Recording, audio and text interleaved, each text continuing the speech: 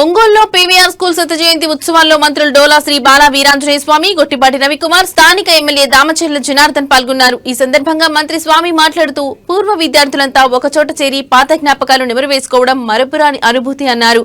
PVR స్కూల్లో చదివిన ఎంతో మంది విద్యార్థులు నేడు ఉన్నత స్థానాల్లో ఉన్నారని తెలిపారు. పీవీఆర్ స్కూల్ కి అనుబంధంగా హాస్టల్ నిర్మాణానికి చర్యలు చేపట్టామన్నారు.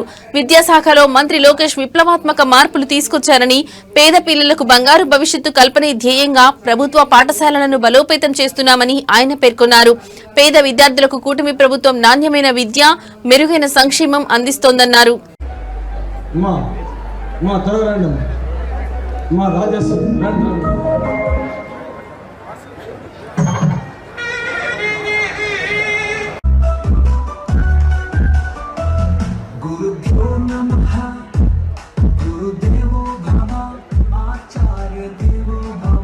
ఉత్సవాలకి అధ్యక్షత వహించినటువంటి మాజీ డీజీపీ సాంబశివరావు గారికి, వేదిక మీద ఉన్నటువంటి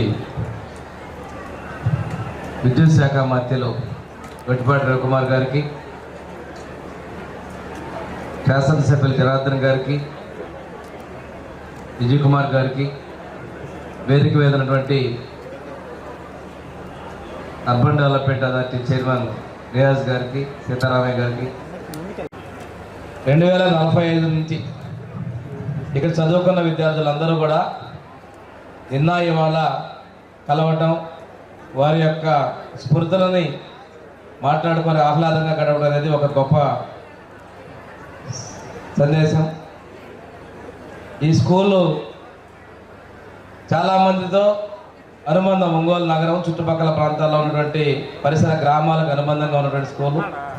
ఇక్కడి నుంచి ఉన్నత స్థానాలు కూడా ఎదగటం, పాత రోజుల్లో ఈ గర్ల్స్ హై స్కూల్ ఉన్నటువంటి ప్రాంతాల్లో ఉండి తర్వాత మంచి బిల్డింగ్ 90s ఇప్పుడు 80s ఇక్కడ కట్టడం, ఈ స్కూలు బాగా ఉండేది.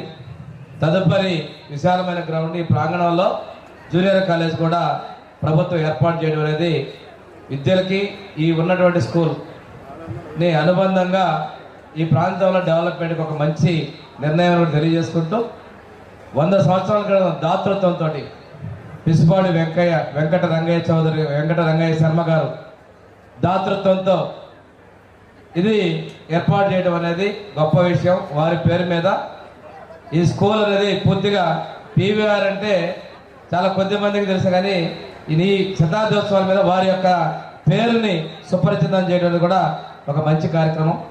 ఈ స్కూల్ డెవలప్మెంట్ కోసం సమీపంలోనే ఒక ప్రీ మెట్రిక్ హాస్టల్ నిర్మాణం చేయాలంటే జనార్దన్ గారు కూడా పక్కనే సైట్ ఇస్తున్నారు. అది ఇప్పుడు ఏదైతే సాధారణంగా మిడిల్ క్లాస్ పీపుల్తో పాటు పూర్ పీపుల్కి గవర్నమెంట్ స్కూల్స్కి అవకాశాలు కల్పించాల్సిన బాధ్యత ప్రభుత్వం మీద ఉన్నాయి.